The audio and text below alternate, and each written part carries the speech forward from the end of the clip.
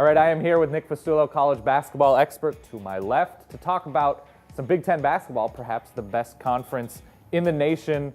And before we get started, how comfortable are you with how much Tom Crean now looks like Dwight Schrute? Did that happen overnight? No, it's always been like that, but obviously it's coming to more prominence now that the Hoosiers are finally having a resurgence with their program. So yeah, no, that's a good comparison. I'm glad you're okay with that. And to speak more to the Hoosiers, they win at Assembly Hall. They sometimes win away from Bloomington. How much does this concern you going into March? Well, they will not be playing in Bloomington. It concerns me a lot. Their best win out of Assembly Hall is against Purdue. Purdue is in Indiana. Right. So their best win outside of the state of Indiana is North Carolina State, who is a bubble team at best. I am a little bit worried because, based on their track record of the past few years, they haven't been very successful. So this is sort of new territory for these players. So yeah, it's definitely concerning for me.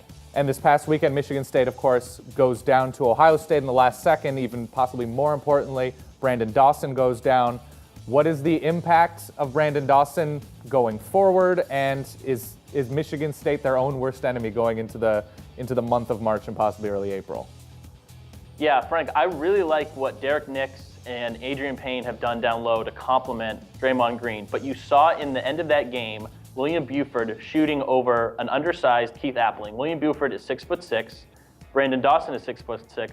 He would have been guarding him on that play. He would have at least challenged a shot. Maybe it wouldn't have gone in. Michigan State would have won. That's all you really need to know. They could have serious matchup problems as they get later into the tournament without Dawson.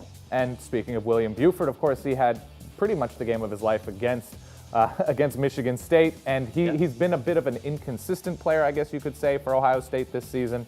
Is it a two-man team? How confident are you in a two-man team of Jared Sullinger and William Buford, if that is the case, going into the month of March? Well, they need Buford. Again, going back to the game on Sunday, Michigan State really smothered Sullinger. I was pretty impressed with what they did down low, and it was up to Buford to take that game over.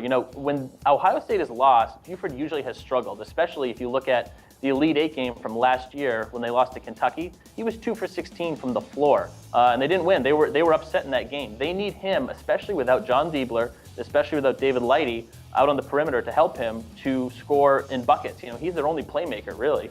Nick Fasulo, a man comfortable with how much Tom Crean looks like Dwight Schrute. All sorts of Big Ten knowledge. Do subscribe to the YouTube channel. Do comment on all of your Big Ten thoughts down below, and we will see you soon.